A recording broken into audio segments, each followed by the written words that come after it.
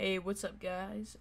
So before we get into this list, just make sure that you guys know that all this is my personal opinion, and this is not like what everyone should think. And yeah, enjoy the video. So for what I think the easiest boss in Cuphead is definitely the root pack. I mean, their shots are usually most easy to avoid. I think the only struggle I had probably was the carrot, but I think I did it in my first couple tries. It's a good starter boss, and yeah, on to the next one. At number 2, we have Goopy Liquor. It's kind of a simple boss, probably the most simple boss in the game. It just has him jumping around mainly and then throwing a couple punches until he gets to his final stage where he's a grave, and then he goes pretty fast. And I think that's probably the easiest stage out of the 3. Overall, I had a pretty easy time with this one as well. And yeah. At number 3, we have Sally's stage play, and I think a lot of people are going to be surprised for this one, but if you use the smoke dash, it probably makes the boss fight at least like 90% easier. You can basically just avoid all of her attacks, and for the last 2 stages, it's easy to avoid, mainly I think. And yeah, the only struggle I really had was the second stage, and yeah, that's it. At number 4, we have Captain Beard, and I think this is probably one of the easiest bosses as well, just because his shots are easy to avoid. The only problem that I had was trying to shoot him, and that's because he's at a different and a kind of weird angle. The last stage is kind of a little bit hard because of the laser, and it's easy to avoid itself, but the barrel comes and kind of try to crash it down. And yeah, that's it for that one. At number 5, we have Hilde Berg. This one was kind of fun. I like the constellations and stuff like that. The last stage is pretty cool too, where she turns into a moon and then she shoots the stars. And the UFOs were kind of hard to dodge at first, and then you kind of get used to them. Overall, it was a really cool and interesting fight. I do really like the aerial stages in Cuphead. I think they bring a different kind of feel to the game. And yeah. And yeah. At number 7, we have Baroness von Bond. She was kind of fun to play against. It was kind of cool to see all the mini bosses. I really like that, to see all the different ones you can get, and that you can't always get the same 3. It's a variation of 5. Of course, I had like a really hard time with this boss because of the glitch, and I didn't understand that it was just a visual thing, and that you can actually deal damage, and it's not stopping you from beating her. So yeah, I kind of got frustrated with that one a little bit, but other than that, it's a fun boss. I like the visuals it has, and yeah.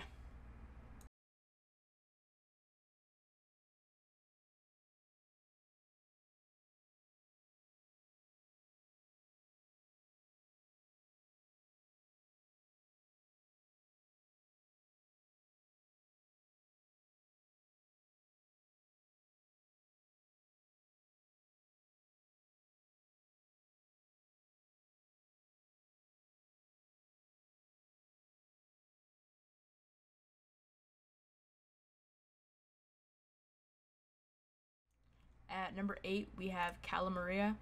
I thought this boss was pretty easy for me. The only annoying part was when she turned you into stone. That was kind of frustrating because you couldn't move, and it made the boss fight hard and made it feel unfair. But other than that, as like I said, it was easy. The final stage was pretty cool too when you went into the cavern. I think it was one of the more unique stages. And yeah. At number 9, we have Phantom Express. Along with Cala Maria, this one I thought was going to be harder since it was this late in the game, but it really wasn't.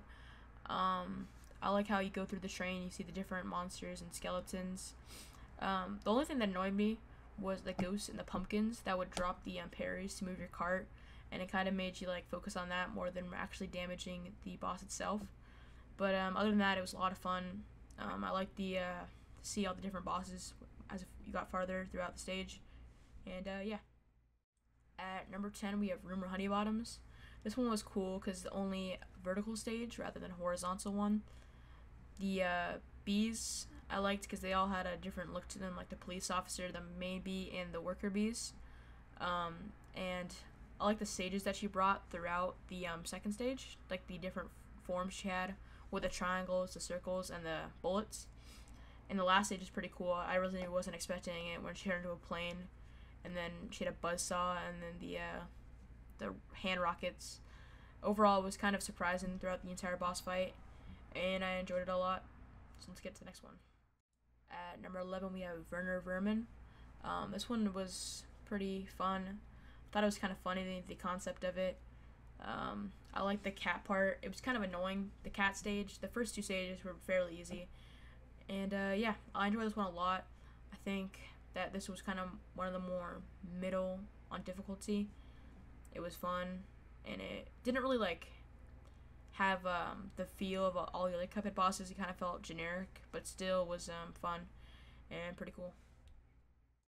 At number 12, we have Cagney Carnation. I had a struggle with this one because of how much stuff was filling the screen. And it was kind of unpredictable with all the plants and the piranha plants at the bottom. And then the last stage was fairly easy, but the first two were difficult, and I didn't like it. So it was kind of hard to get to the last one.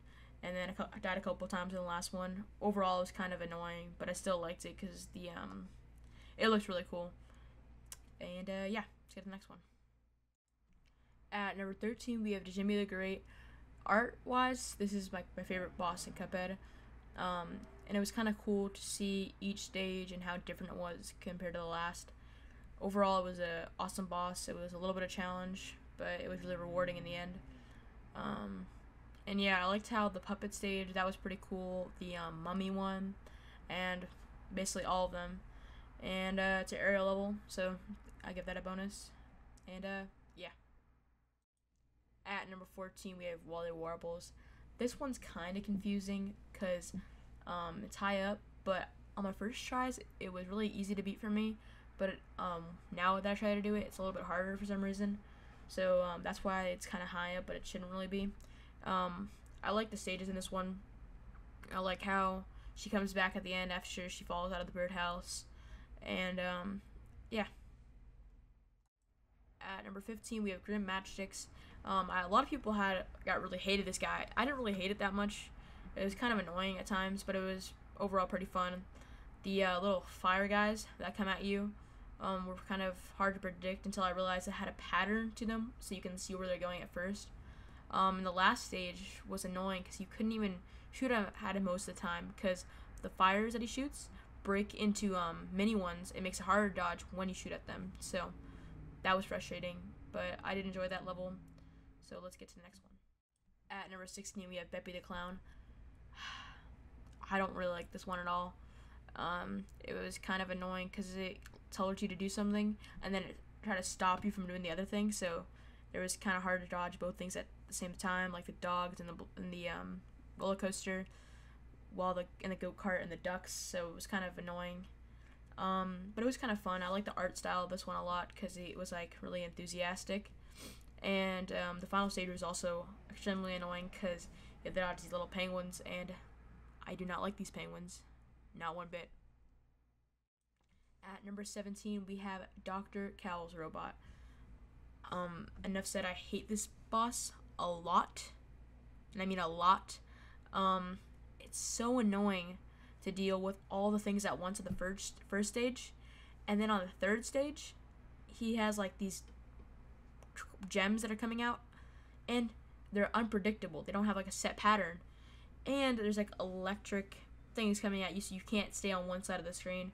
So overall, it was just really annoying. I did not like that boss fight. I hated it. At number 18, we have the Devil. This fight may be hard, but it's rewarding. It's fun. I liked all the stages because it must have took a long time because there's tons of stages. There's different things that he throws at you when he goes underground, and then he has like these minions and he starts crying. That was kind of really anticlimactic for the last stage of the boss fight, that he cries, but either way, it was really cool. It took me like around an hour and a half to beat, but it was still worth it in the end. At number 19, the final one, we have King Dice. This boss, out of all of them, took me the longest. It was the hardest. It was the worst thing ever. I hated it. It wasn't really fun to beat either. It just took me a while. It took me like around 2 hours and a half, which I know sounds bad, but, well, it does sound bad because it is. I just didn't like the boss. It was kind of annoying to play. Not kind of, it was very annoying to play. And yeah, I just don't want to play that boss ever again. So I hope you guys did enjoy the video. Please leave a like if you enjoyed it, and bye. Okay, so I'm in the middle of filming this video. I'm not joking. Why does Peaks follow me? Why does Peaks follow me? I don't know if this is a glitch or something, but I'm not joking. Peaks follows me. This is a verified account. What the? I don't even know.